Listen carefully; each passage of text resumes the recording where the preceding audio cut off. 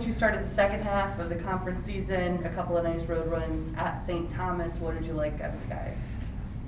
Friday was really good. We felt like we did a lot of the things we've been talking about doing and things that we've valued and practiced over the break. So we were happy with how we played Friday, and a bunch of stuff was really positive in terms of our evaluation of that game. So it was nice to start the second half with a really good performance on Friday, and then Saturday wasn't as good.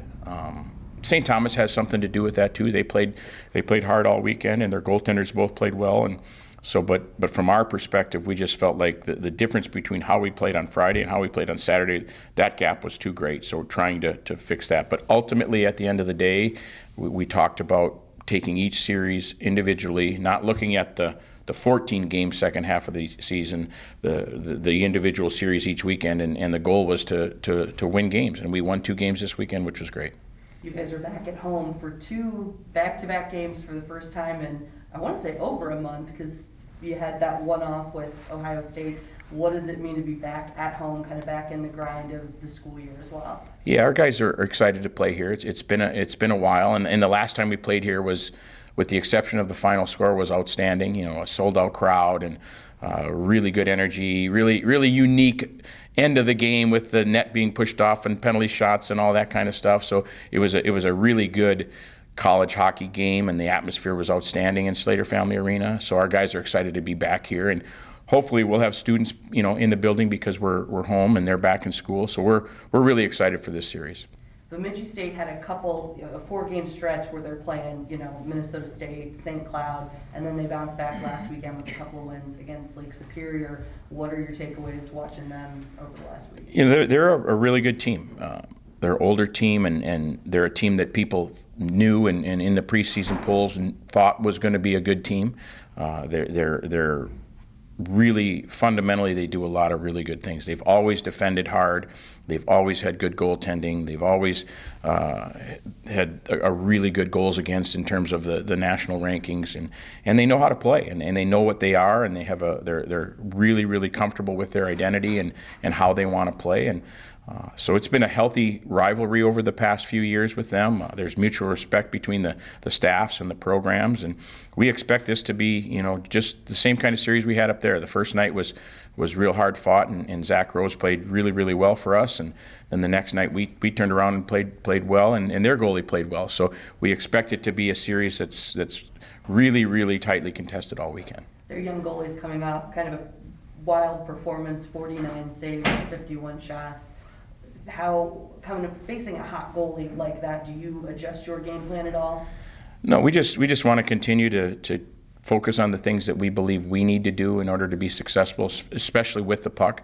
Matthias Scholl's he had a nice weekend. He's done a good job, and he's a familiar name around here. His brother Thomas was a goalie for us. So it is, in all honesty, it's nice to see Matthias doing well, because he comes from a great family, and he's a really nice young man. And so it's fun for us to see him do well. As far as what do, we just have to continue to play to our strengths and try to get shots from areas where we believe we have an opportunity to have a good chance to score, and we want to get as many of those opportunities as we can, and that's difficult against Bemidji State because they defend very well.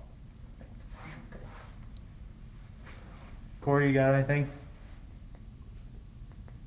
Yeah, Coach, you mentioned Saturday wasn't as good of a game on your end as Friday. What could you have done differently, or what was Bemidji doing to kind of limit you guys in that way? Or not Bemidji, sorry, St. Thomas. We didn't, so we played really well. The things that the objectives that we look at in the game, there's 12 of them. We got 9 of the 12 objectives on Friday night. So that means we did a lot of things really well. And Saturday we just did some things that were uncharacteristic and looked nothing like we did on Friday. We played Zach Rose, and Zach's first shot was a breakaway, and it was less than a minute into the game. So we give up a breakaway right away, and then the next opportunity Zach had to make a save was a 2-on-1 that they scored on. So we were not real disciplined in our systems. We were kind of loose, and we had guys turning away from things, and we just didn't stick to the game plan.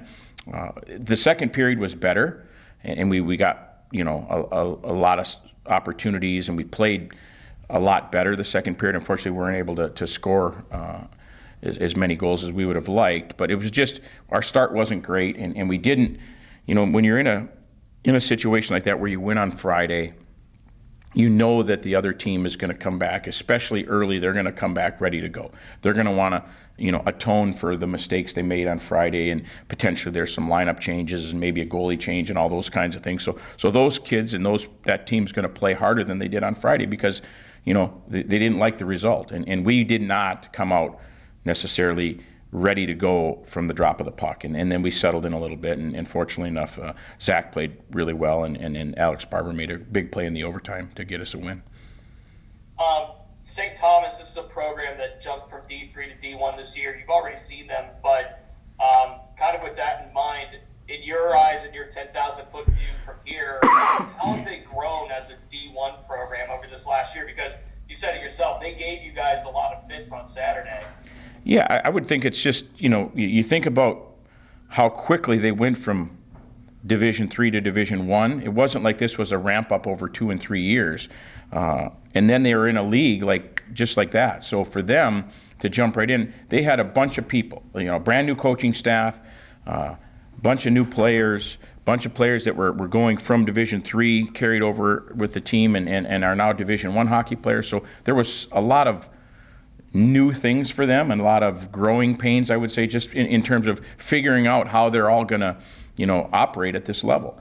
And I think they're becoming more comfortable with everybody. It's the second time around now, right? So they've seen every team in the league, and they understand maybe what they did well and didn't do so well in games. And their staff is, they've been around a long time. And, Rico, he's been in Frozen Fours and won playoff championships and won regular season championships and won a lot of games as a head coach at this level. So they understand what they want to do. And I think the break probably helped them, to recharge your batteries. It was long for them, right? Anytime you're not having success in terms of the winning and the losing, it gets long. And for them to have a break and recharge their batteries and come back for the second half, I'm sure felt good for everybody. But I just see them being more comfortable doing things at this level from across the board. Was there any visibly, noticeably different thing that you noticed with that team and how they played from the first time you saw them up until this last weekend? Not necessarily. Their goaltenders were both good each night. We didn't feel like they seemed to be structurally sound. We didn't feel like we had they were just giving up these grade A after grade A after grade A chance. We had to work hard to get our chances, so their effort was there, and they defended hard, and they did a nice job in the special teams. So I think it's just over time they've just improved, and probably a big part of that was, this brand new staff is evaluating an entire new team. It wasn't like these coaches had these players, so they're trying to figure out which pieces fit with what, and figure out who's who and what the strengths of their team are, and what are some things that they should potentially, you go into a year thinking this is what we're going to do and this is the kind of team we're going to be, and ultimately you may have to change course because you don't have those kind of people or players in your program at a certain time, so you may have to change the plan a little bit. So I'm sure they've really figured out what they are and who are their guys they're going to maybe move forward with the second half. You talked about Zach and him getting back in the lineup first time in, however long it's been, 3 weeks or so. You talked about, St. Thomas kind of hammered him with a couple of breakaways and chances there, but in your mind, how do you think he played otherwise? He did well, and he looked like the Zach Rose that played for us, played the first 6 games of the year for us and played really well and practiced really well. I think, the injury that he was dealing with, I think that was something that was, difficult for him and hard for him to play his position, the particular injury he had. So it got in the way a little bit, and we noticed a difference in Zach's practices, a difference in Zach's attitude a little bit in his everyday, and when we came back from the break, Zach just seemed to be re-energized and refocused and refreshed, and I think it just that the time for him to get away, both mentally and physically, was good for him, and he just seemed to be focused all leading up to the game on Saturday. So he had really good practices all last week before we got on the bus Wednesday night, and it carried over into his performance in the game. He was, the goal that they scored, he was real close to saving that, and then everything else, at no point did, he made a big time save on the power play, but at no point did he look shaky. He looked focused and locked in, which is exactly what we expect from Zach. I know you mentioned Evan could get back to a contact practice and get back in a colored jersey this week. Is that still the plan? He did. He practiced in red yesterday, and he went colored jersey today with the line and did everything everybody else did. So we're hoping, from what I could see, that the practice went really well for him physically.